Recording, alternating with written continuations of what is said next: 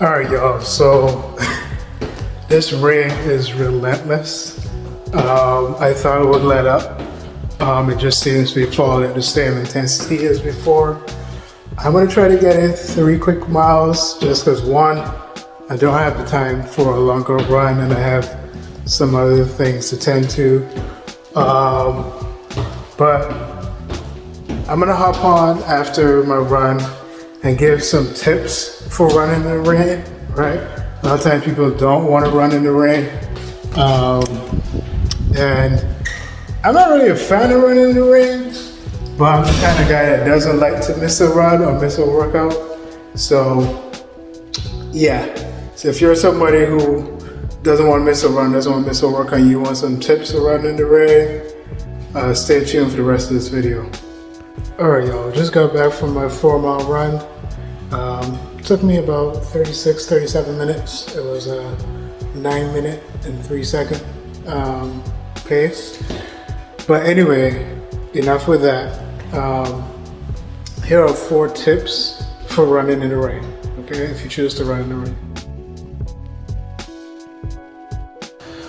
Alright y'all, so tip number 1, choose the right clothing.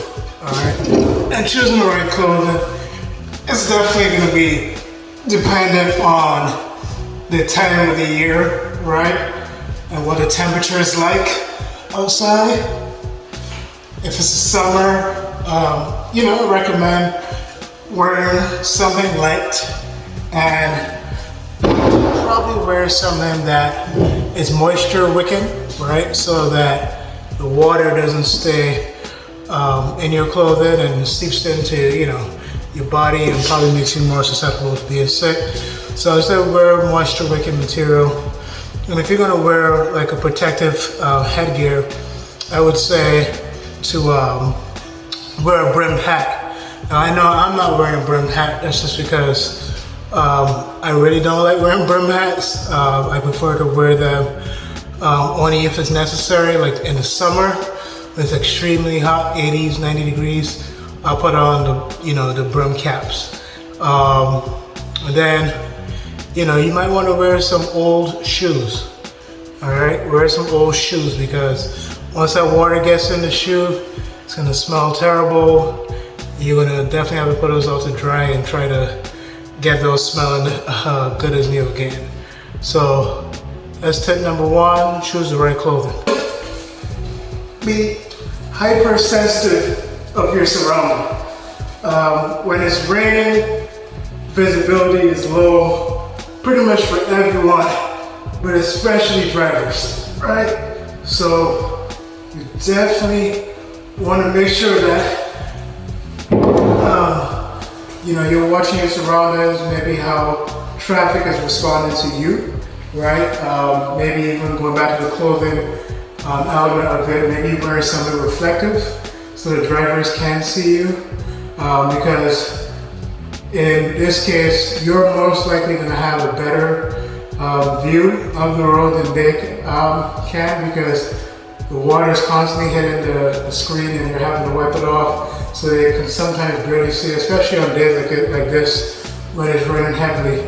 So be very sensitive to your surroundings, because you may not see a car coming from a certain direction, and that could be tragic.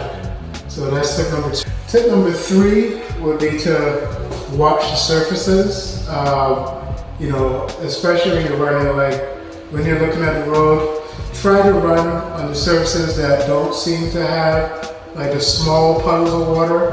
Obviously it's going to be more slippery in those areas. The other thing is I live in New York, I live in Brooklyn.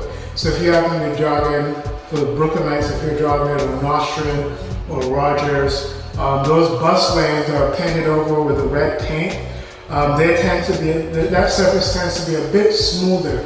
So try to avoid those smooth surfaces, especially when you're running in the rain, all right? Don't be concerned with your time, right? Like I took a very chill run this morning. Just did 4 miles, didn't go hard. I wasn't focused on speed. I was just focused on staying safe and getting back out of this rain as quickly as possible. So watch those surfaces, right? Look for those surfaces that are smooth. look for those surfaces that are a little bit rougher. They don't seem to have as much water piled in one area. So tip number 3 is just to watch those surfaces. Tip number 4, when you get back home, try to get in the shower as quickly as possible, get out of those wet clothes as quickly as possible. I'm gonna be going straight to the shower right after this. Once you take that shower, I would suggest drinking a hot herbal tea, right? And probably supplementing. Sometimes, I supplement with vitamin D3, liquid vitamin D3 before my run. And when I do, take a shower, then drink that tea.